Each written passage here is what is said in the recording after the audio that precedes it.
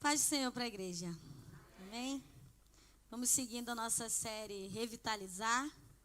E não podíamos deixar de falar sobre avivamento. Paizinho querido e amado, muito obrigada, Jesus. Pela tua graça, pela tua misericórdia, pelo teu cuidado. Pelo teu amor, Senhor, que nos corrige, que nos direciona. O Senhor tem nos tratado como filhos, Pai. O Senhor tem nos chamado para o lugar que te agrada. Obrigada, Senhor, pelo privilégio de assentar à sua mesa. Obrigada, Senhor, pelo privilégio de sermos esclarecidos. Quantos, meu Pai, tem ouvido a sua palavra e tem fechado seus ouvidos, seu coração? Mas o Senhor tem nos escolhido, Senhor, o teu Espírito Santo tem nos convencido. Toma esse momento em tuas mãos, meu Pai, que não venha sair nada de mim mesma, porque, Senhor, tu sabes que eu não tenho nada para oferecer, Pai.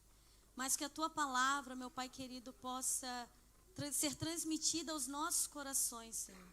Que possa ser gravada em nossos corações para não pecarmos contra ti, Senhor. Continua conosco, meu Pai, falando aos nossos corações, falando em nós, entre nós, através de nós, Paizinho, em nome de Jesus Cristo. Amém. Bom, querido, então, nós vamos falar sobre a importância das Escrituras, né? E sobre um dos grandes avivalistas do Antigo Testamento, que foi o jovem Josias. Vamos fazer a leitura 2 Reis, capítulo 22. Essa história é muito interessante, porque ela está em Reis 22, 23, está em 2 Crônicas também, que é um pouquinho mais detalhado. Inclusive, no livro dos Reis, ele fala, né? A história dele não está lá, porventura, em Crônicas, como quem diz. Quer saber mais? Vai ler lá nas Crônicas dos Reis. Mas vamos ler 2º livro dos Reis, capítulo 22, do versículo 1 ao 13.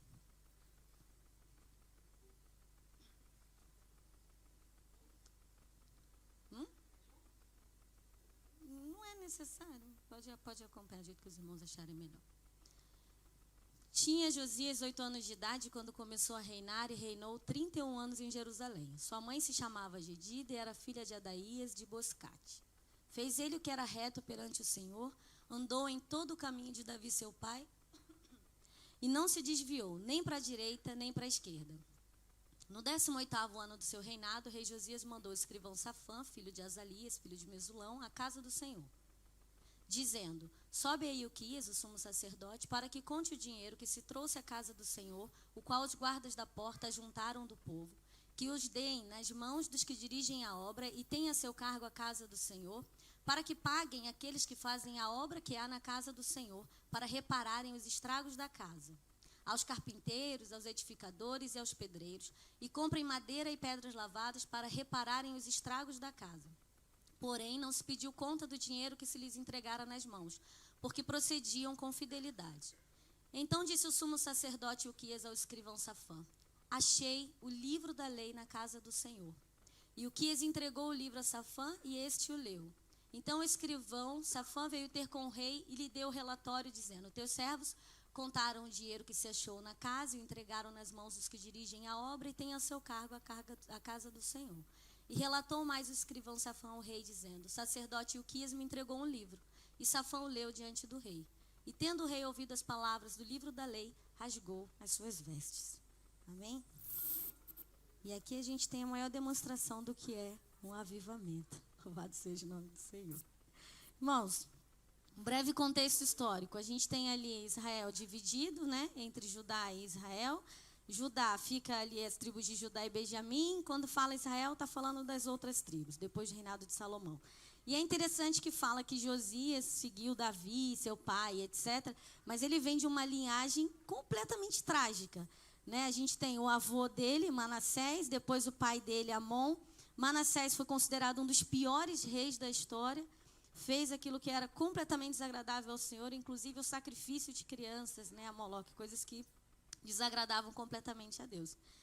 Mas Josias, por alguma razão, mesmo tendo perdido seus pais muito jovem, começando a reinar muito jovem, provavelmente no começo aqui sendo mentorado pelo Ilquias, a Bíblia vai dizer que ele decide seguir aquilo que é bom, ele decide seguir o coração de Deus, ele decide buscar ao Senhor, ele decide encontrar aquilo que é a vontade de Deus. E aí no livro das Crônicas, que vai estar mais detalhado, vai mostrar que ele começa a reinar com 8 anos, com 16 ele começa a buscar ao Senhor, Com 20, ele começa a destruir os ídolos em Judá e em Jerusalém, destruindo os altares, destruindo tudo. Aqui a gente já tem ele com 26 anos, começando a restauração do templo, e é quando o livro da lei é encontrado. Então é interessante a gente entender que até chegar nesse ponto aqui, já tinha se passado 10 anos em que Josias estava buscando a vontade do Senhor, em que Josias estava buscando conhecer o Senhor. A gente não sabe exatamente se foi por um ensino teórico que podia estar sendo passado ali de forma oral pelo sacerdote, que havia, isso é interessante, irmãos, não estava nada funcionando, mas havia o sumo sacerdote, sacerdotes, levitas, as coisas ainda estavam sendo restauradas, né? Ou se também, o que acontece? Nessa época, também já tinha os profetas Jeremias e Sofonias, profetizando contra Judá. Eles começam a profetizar, Jeremias, isso fica muito claro lá no primeiro capítulo, e levantou o Senhor Jeremias no 12º ou 13º ano de Josias.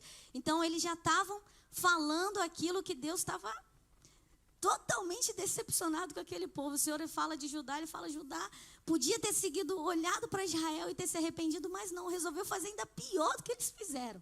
E aí, vai trazendo uma passagem, é forte, irmãos, a gente vê o Senhor falando sobre Judá, sobre Israel, dizendo, aonde que eu posso olhar para os montes, para os vales que você não tenha se prostituído? Aonde que eu olho que você não tenha ido até outros deuses e adorado? Como uma prostituta, em qualquer lugar você se entregou a outros deuses. Então havia palavras muito fortes já, mais ou menos nessa altura, contra Judá.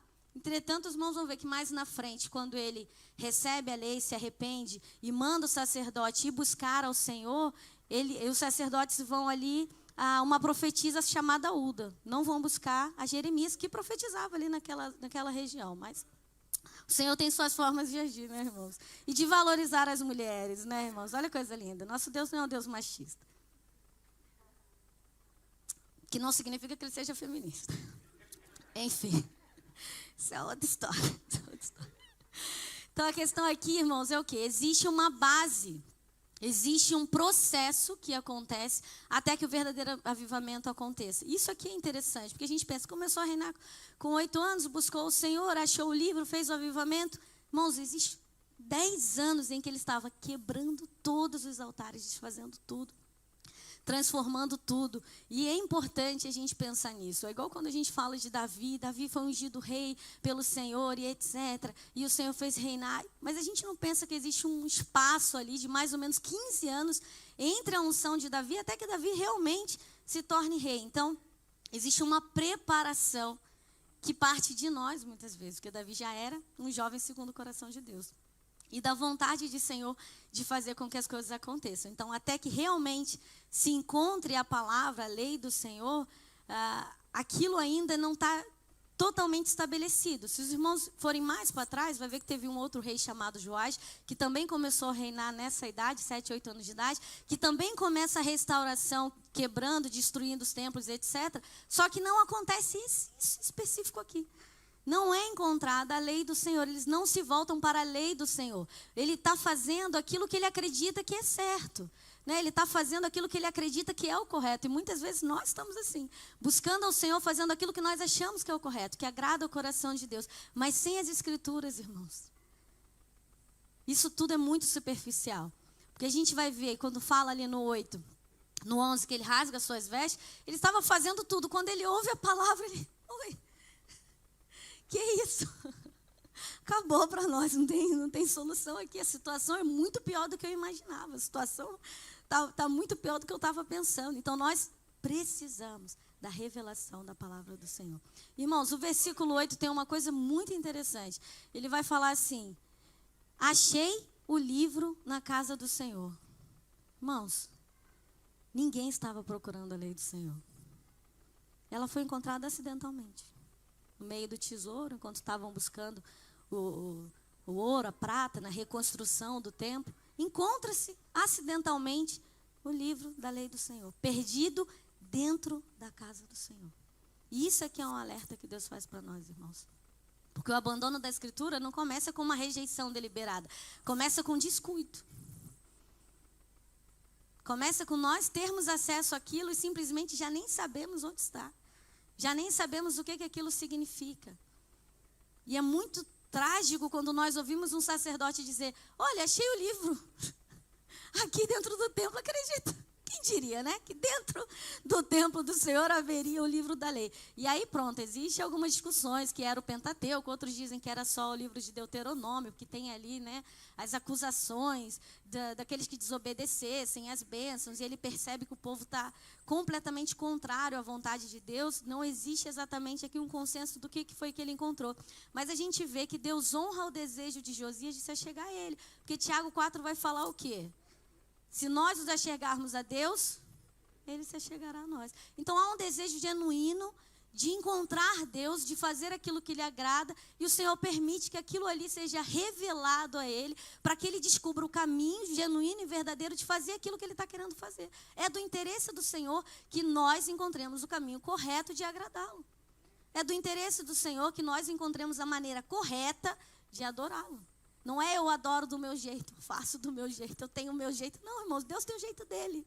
É do jeito dele que a gente faz. Né? Traduzindo para o dia de hoje, muito se fala de linguagem do amor. E aí o Adriano tem a dele, eu tenho a minha. Eu não posso fazer a minha e ele que se sinta amado, e o problema é dele e meu jeito é assim. Não.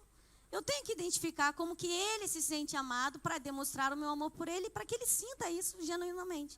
Então, quando nós amamos o Senhor, nós queremos saber como que Ele verdadeiramente se sente amado e adorado, para que nós possamos nos encaixar no modelo dEle. E quando nós nos achegamos a Deus, Ele se achega a nós. Louvado seja o nome do Senhor. Então, a gente vê aqui que a maior tragédia espiritual não é simplesmente quando a Bíblia some das casas, deixa de existir, está proibida, mas quando ela permanece aberta e já não transforma mais ninguém. Esse é o grande problema, porque o primeiro passo da apostasia não é a rejeição da palavra de Deus, mas a negligência da palavra de Deus. E isso para nós é muito pior, irmãos. Há muito maior rigor para nós. O nosso problema hoje não é a falta da palavra, muito pelo contrário. Nós temos acesso ilimitado. Temos a Bíblia digital, várias versões, versão original, em áudio, em vídeo, em filme, do jeito que você quiser, nós temos a Bíblia. E, sinceramente, meu querido, não me importa se você lê a Bíblia num papel, num papiro, num pergaminho, se você está lendo as 10 tábuas, as 2 tábuas dos 10 mandamentos, me importa o que isso produz em você. Que diferença isso faz na sua vida? Como que você aplica aquilo que você está lendo? O que aquilo significa para você? É um livro qualquer? Você pode carregar uma Bíblia enorme, pesada. Eu amo, eu tenho algumas Bíblias de estudo que, se eu falo, são meus verdadeiros xodós. Mas eu olho para aquilo ali e eu sei que aquilo sou eu levantando acusações contra mim mesma. Sou eu levantando porque eu tenho acesso, eu tenho a palavra de Deus. Eu vou pecar se eu quiser. E isso é muito sério, irmãos. Então o Senhor, Ele disse, quando envia os discípulos para pregar o Evangelho, o que Ele fala daquela cidade que não receberia? Sacode e tira as areias dos pés. Haverá muito menos rigor para Sodoma e Gomorra, para Tiro e Sidom, do que para essas cidades. Por quê? Porque se neles tivesse sido feito o que está sendo feito com esse povo, talvez eles tivessem se arrependido. Imagina para nós, irmãos. Haverá menos rigor no julgamento de Sodoma e Gomorra do que para o povo de Israel, que recebeu os discípulos pregando as boas novas. Imagina para nós, irmãos, que temos um acesso ilimitado à palavra de Deus. Podemos pesquisar o que ele quis dizer no original, qual era o contexto, qual era não sei o quê, tudo. Somos lindamente estudiosos da palavra do Senhor, mas perdemos o principal, que é o praticar. É isso que Deus espera de nós. Ele não espera que nós sejamos grandes teólogos. Porque a gente vê, Josias leu um pedaço da lei. E foi suficiente para que ele se quebrantasse. Para que aquilo gerasse alguma transformação, alguma mudança na vida dele. Então isso é o problema, né? Nós temos pessoas que leem, ouvem, compartilham, mas que não vivem a palavra de Deus. Não permitem que ela governe a sua vida. Nós temos a Bíblia em todo lugar, na nossa casa, no nosso Instagram, no nosso Facebook, em tatuagens, da maneira que quiser. Mas se ela faz algum efeito em nós, é totalmente diferente. E a gente falou aqui na semana passada, o Francis falou semana passada, que o pior de tudo é quando os ímpios começam a perceber o pecado que está dentro da igreja. Né? A gente está falando sobre um vídeo, vai passar o vídeo não, né? Não? Não tem necessidade. Vai. Onde um ímpio fica escandalizado com o fato de alguém que se diz cristão nunca ter lido a Bíblia toda. E foi o que foi falado a semana passada. A situação está tão trágica que o escândalo já não é mais entre os cristãos escandalizados com o pecado do cristão. É o ímpio olhando e falando, tem alguma coisa errada com você. Tem alguma coisa muito diferente. Então a gente vai ver que o abandono da Escritura não começa com rejeição. Começa com descuido. Deuteronômio 8:11 vai dizer assim: guarda-te que não te esqueças do Senhor teu Deus, deixando de guardar os seus mandamentos e os seus juízos e os seus estatutos que hoje te ordeno. Então, como que nós nos esquecemos do Senhor? Deixando de guardar os seus mandamentos. Como que nós guardamos o mandamento do Senhor se nós não lemos os mandamentos do Senhor? Repetidamente, irmãos. Como que você decora uma coisa que você não lê, não se debruça sobre aquilo, não repete aquilo? O pessoal da pedagogia diz que tem que repetir 7 vezes, 8 vezes, alguma coisa assim, né? Aquela está aqui, talvez possa confirmar ou dizer que eu estou maluca. Tem que repetir um determinado número de vezes para que aquilo fique armazenado. Mas a gente lê uma vez só e ainda lê correndo, porque tem umas partes que são, meu Deus, que luta. Que difícil ler, a gente vai cortando aquele negócio ali, né? Vai pulando as coisas sem entender qual é o propósito, o que Deus quer com aquilo ali. Irmãos, toda palavra, ela é valiosa. O Senhor diz Apocalipse, maldito é aquele que mudar um tio daqui da palavra do Senhor.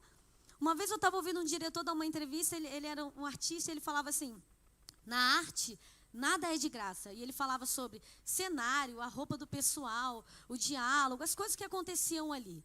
E ele dizia, na arte nada é de graça. Isso, irmão, se aplica à palavra do Senhor. Nada que está aqui é simplesmente porque Deus achou que deveria estar, não tinha lugar para preencher, não tinha onde colocar, vamos colocar ali. Não, irmãos, tudo que está na palavra do Senhor é valioso para nós. E nós precisamos guardar os mandamentos do Senhor. O que o Senhor Jesus diz? Tu me amas. Se vocês me amassem, o que vocês fariam? Guardariam os meus mandamentos. Guardariam os meus mandamentos. Eu brinco muito sobre isso com a Adriana. Fala, você me ama, então guarda os meus mandamentos.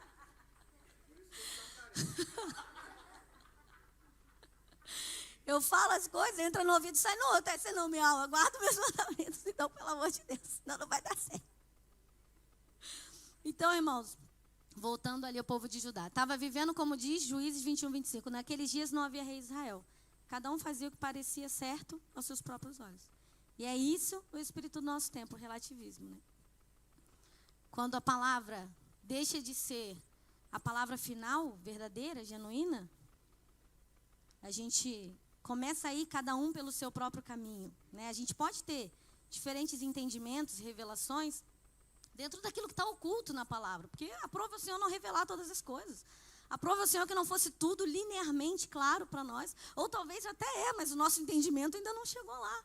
Né? Os pensamentos, raciocínios do Senhor, quem somos nós para tentar entender a lógica do Senhor, como é que Ele se move, como que Ele pensa, como que Ele raciocina.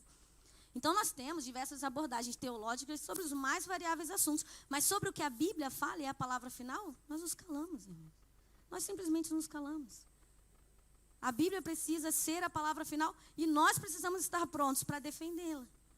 Mas por que não estamos, muitas vezes, prontos para defendê-la? Porque talvez também não estamos prontos para vivê-la.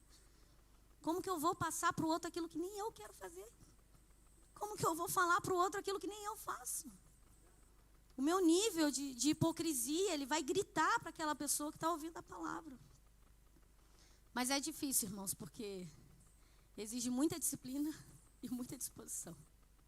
Estudar a palavra exige disciplina e disposição. Porque o nosso corpo não quer isso.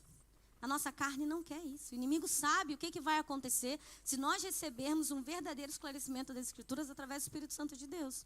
Porque essa é uma das funções do Espírito Santo de Deus. Ele não veio só para batizar com variedade de línguas, mas ele vem para quê? Para revelar tudo aquilo que o Senhor ainda não pode falar. Ele falou, tem muita coisa ainda para falar, mas quando vier o Consolador, ele explica tudo para vocês.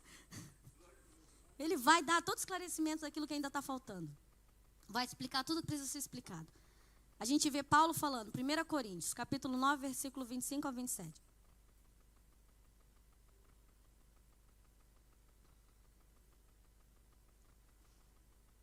Diz assim, todo atleta em tudo se domina, aqueles para alcançar uma coroa corruptível. Nós, porém, a incorruptível. E assim corro também eu, não sem meta, assim luto, não como desferindo golpes no ar.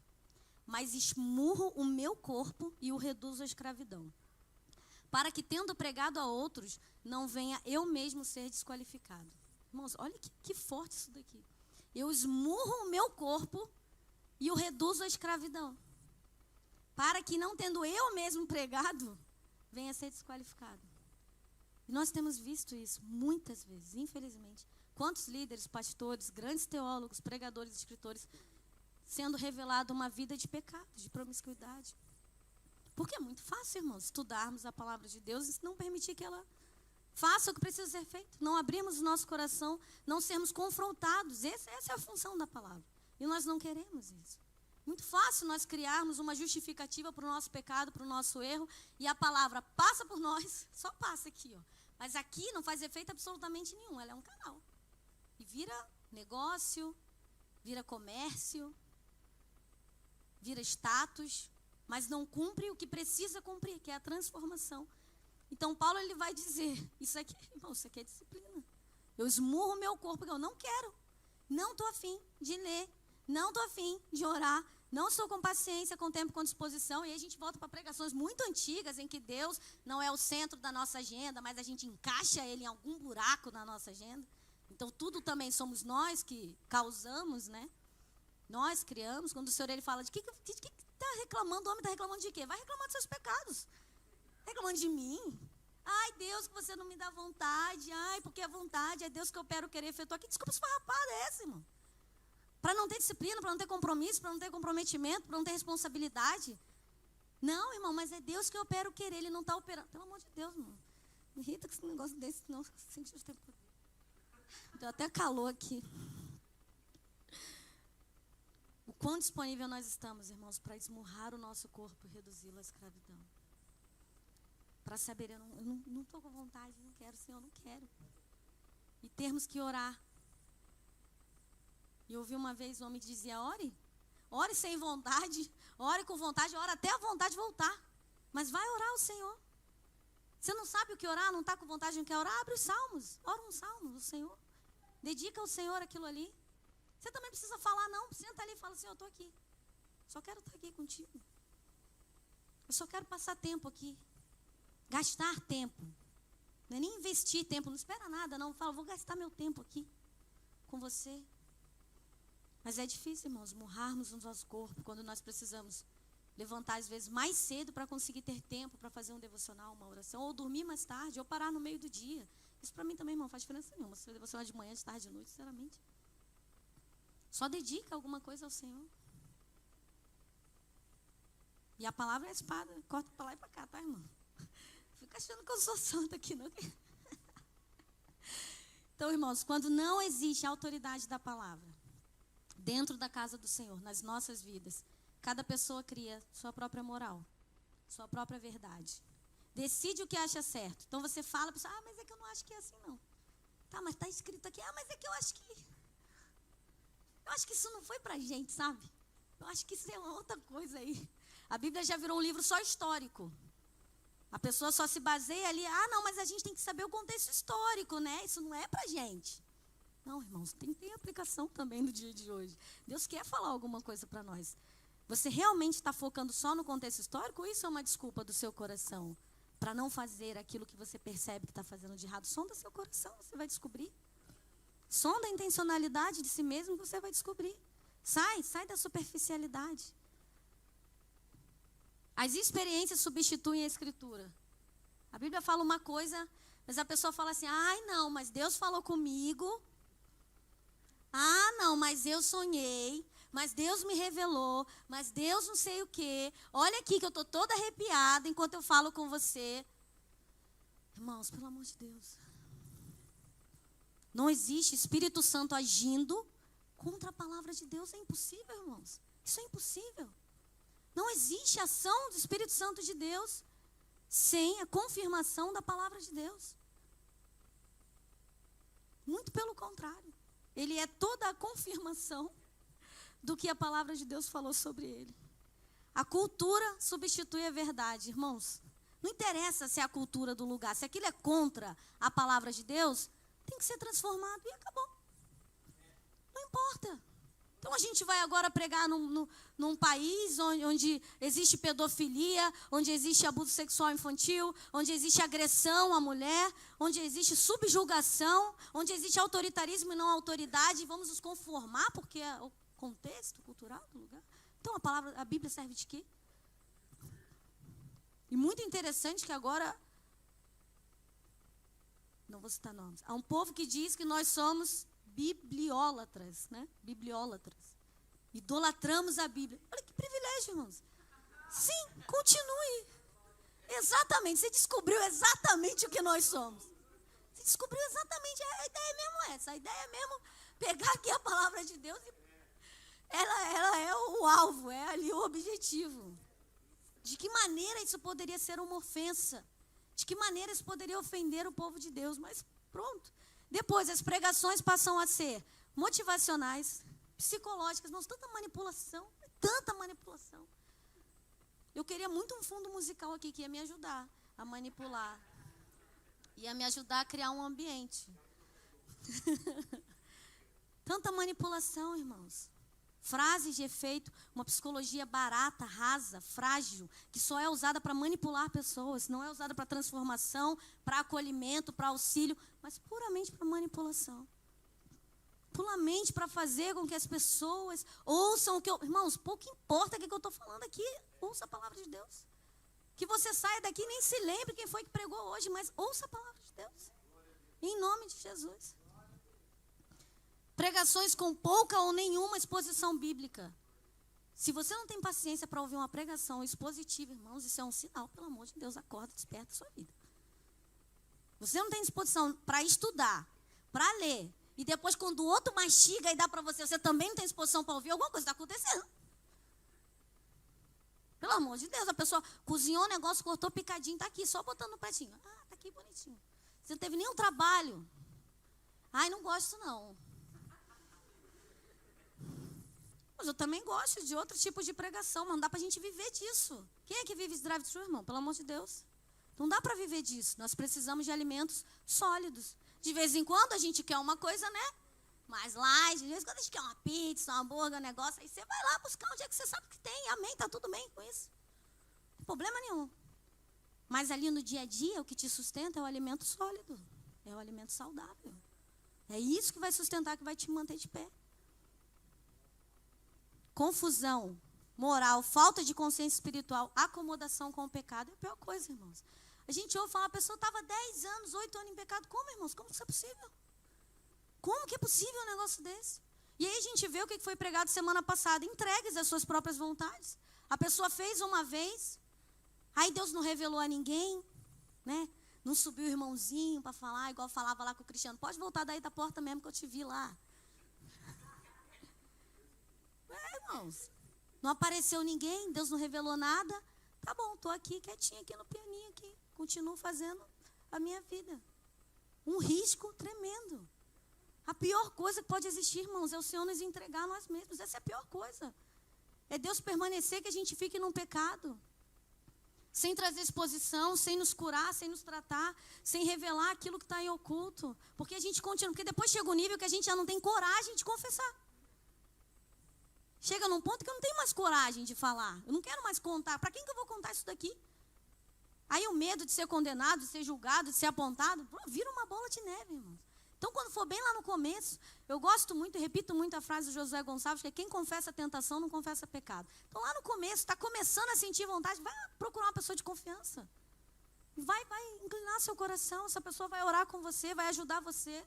Se for uma pessoa madura, a Bíblia vai dizer, meu irmão, quando você perceber que está te dando essa vontade, me liga. Vamos tomar um café, vamos na rua, vamos no shopping, vamos no cinema. Vamos fazer alguma coisa, vamos se distrair. Estou aqui com você, você não vai cair, não. Mas falta nos homens e mulheres de Deus de confiança ao nosso lado. Para que possamos confessar. E depois a coisa vai virando ali, ó. E ninguém mais tem coragem de falar nada. Sem a palavra, nós nos tornamos vulneráveis a heresias. Isso aqui, pô, não, pelo amor de Deus, não tem um negócio que a gente ouve. Tem uns negócios que a gente ouve, que você não sabe como é que as pessoas seguem aquilo ali. Tendo a palavra de Deus, você olha. Me ajuda, Jesus. Vamos passar. Perda de discernimento espiritual, irmãos. Aquilo que a gente falou lá atrás. A pessoa não tem nada de Deus, não tem nada do Senhor, mas te entrega uma profecia que era exatamente o que você queria ouvir. Olha só, olha que maravilha. Era exatamente o que eu estava buscando. Olha, quem diria, Senhor, obrigado, Jesus ouviu. Senhor da glória.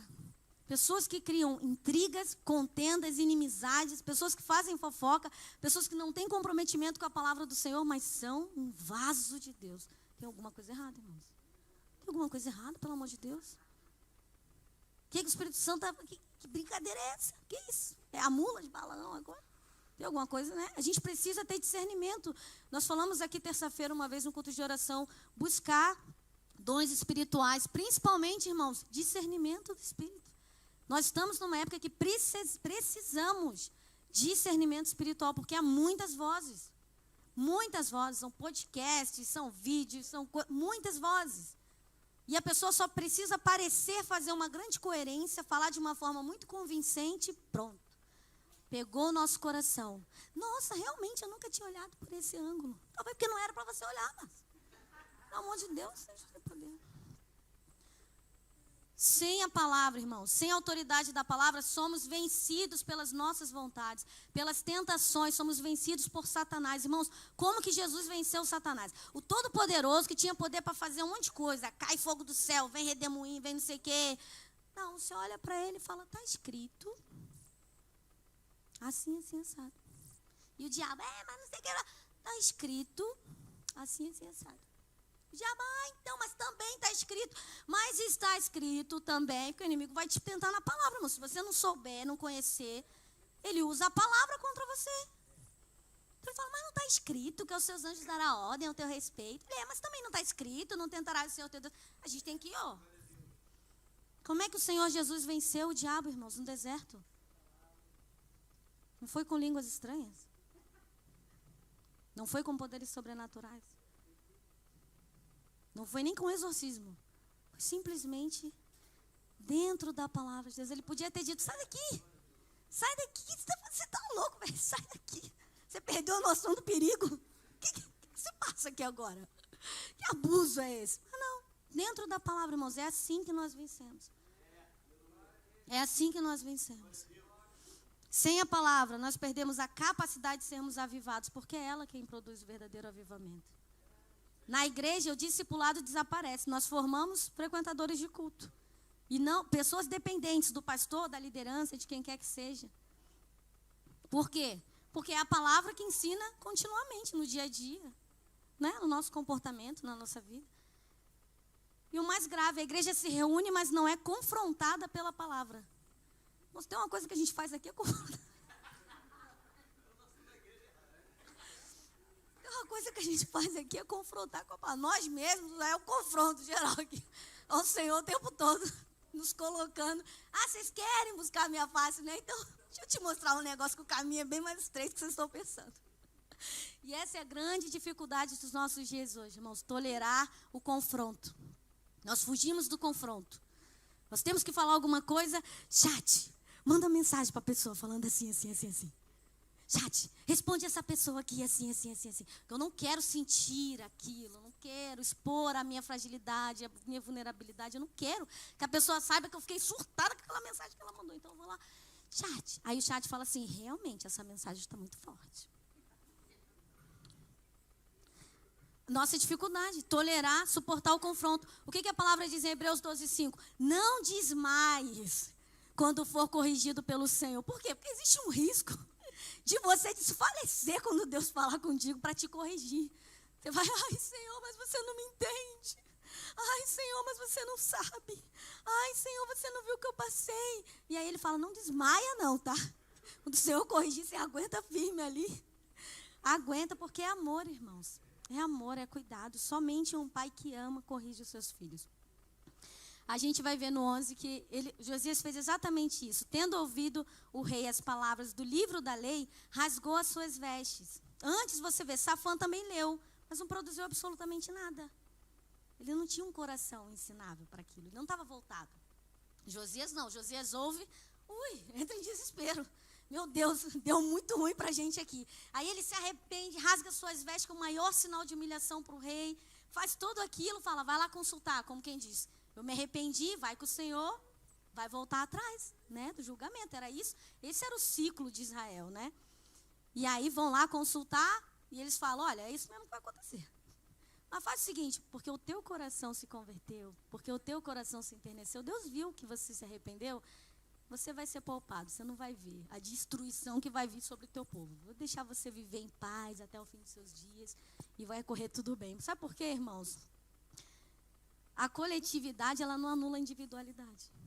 O povo todo está errado, está todo mundo fazendo coisa errada. Mas ele se arrependeu genuinamente, verdadeiramente. Então o Senhor fala, o pecado ainda vai vir para o povo, mas eu vou poupar você, porque eu vi o seu coração, eu vi o seu arrependimento. E a palavra do Senhor vai dizer que o verdadeiro entendimento dos nossos pecados nos leva ao quê? A tristeza que opera o arrependimento, 2 Coríntios 7:10. A tristeza do mundo é remorso, é culpa, é dor. Mas a tristeza que vem de Deus é quando a gente ouve e chora, Senhor, me perdoa, realmente. Eu não consigo fazer diferente, me ajuda, Jesus. No 13 a gente vai ver que ele reconhece os culpados. São quem? Os pais. O Senhor está irado porque os nossos pais abandonaram a palavra do Senhor. Mas olha, ele só reconhece, não usa isso como justificativa. Ele não fala, ai Deus, mas eu fui criado, você sabe quem é Manassés, né?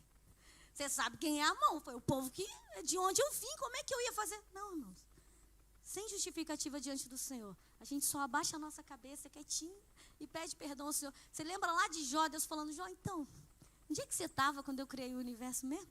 Vamos conversar aqui, se coloca no seu lugar. Então não existe justificativa, ele só abaixa a cabeça, reconhece. E o Senhor poupa ele pelo seu amor, poupa ele pelo arrependimento. Por quê?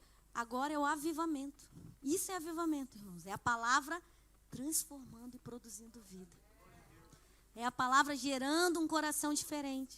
Não é o espetáculo, não é o show. Isso é superficial, isso é temporário. Mas o avivamento bíblico que o Senhor requer de nós é o coração transformado pela palavra. A gente vê que Josias já estava 10 anos tentando fazer a coisa certa. Então agora a palavra encontra o quê? Um coração ensinável. Um coração onde ela pode cumprir o seu propósito, que é o arrependimento para a salvação, produzir o verdadeiro avivamento. Vou correr aqui, irmãos. Mateus 13, o Senhor vai falar da parábola do semeador.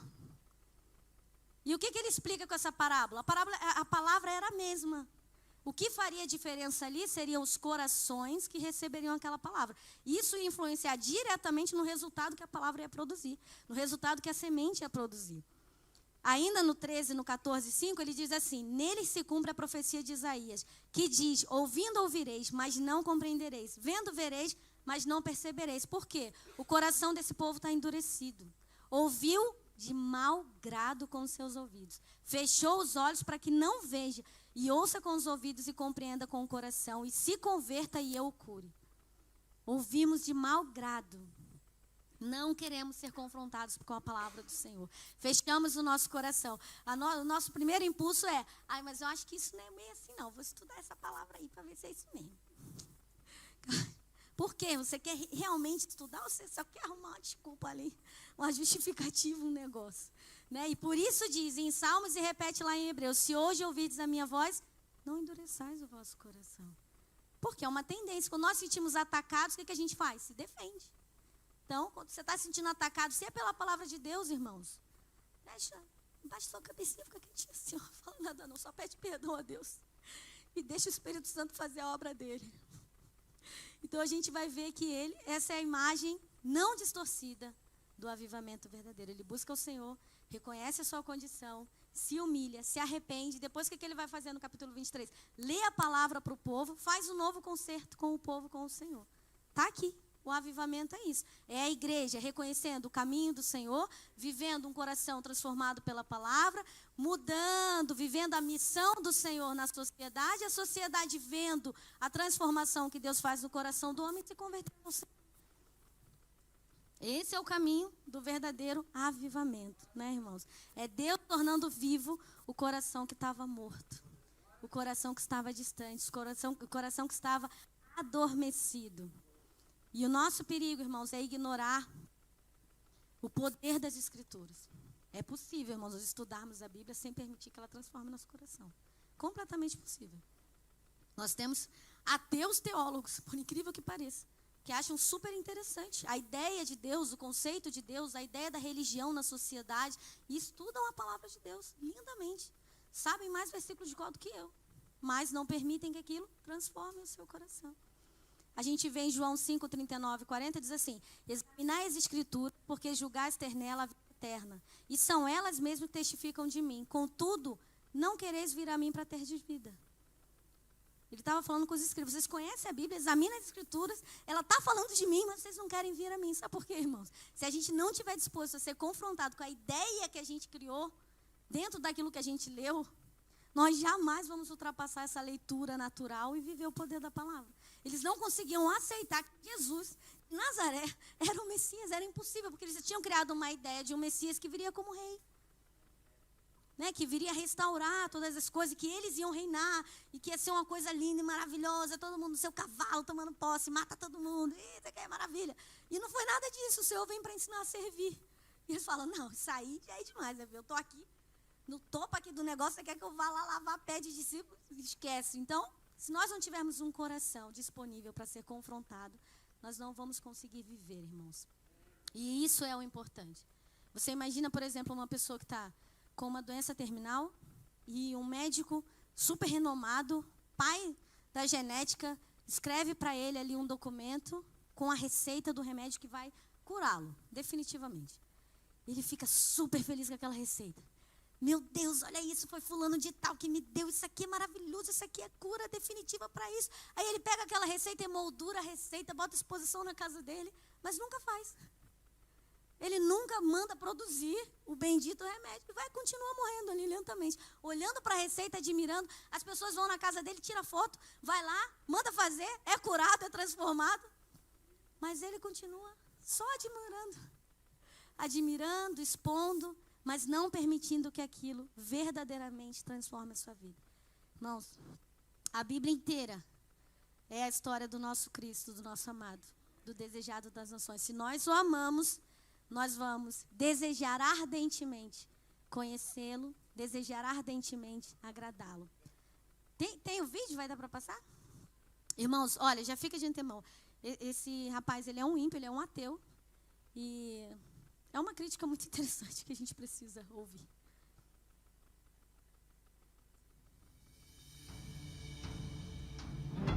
Tu acredita em quem? Deus. E quem? Jesus. Quanto? Tudo. Tudo o quê? Tudo. Amo mais do que a mim mesmo, mais do que a minha vida. Tudo que eu faço, tudo que eu deixo de fazer é por causa desse homem que veio, viveu e morreu por nós. E existe um livro oficial que conta toda a sua história, todos os ensinamentos que eu devo usar para guiar a minha vida, e não só a minha vida, a minha pós-vida. E esse livro que representa tudo para tu. Tu já leu? Não li, não.